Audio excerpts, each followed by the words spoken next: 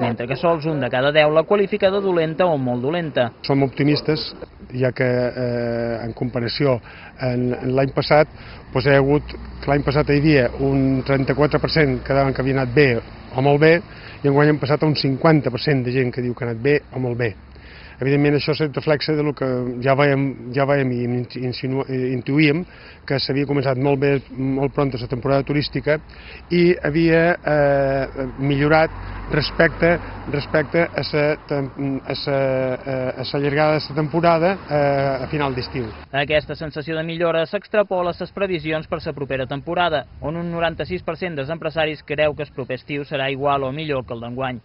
En quant a vendes, més de la meitat dels encastats han experimentat un augment de beneficis, mentre que 2 de cada 10 empresaris afirmen que han venut menys producte o servei i gairebé el 30% no han variat les vendes respecte a l'any passat. L'enquesta ve a confirmar la recuperació del teixit empresarial a les Pitiüses, on no es veien dades com aquestes des del 2008. Som Eivissa i Formentera, les unes isles que hem crescut en respecte a aquell any de creació d'autònoms i empreses.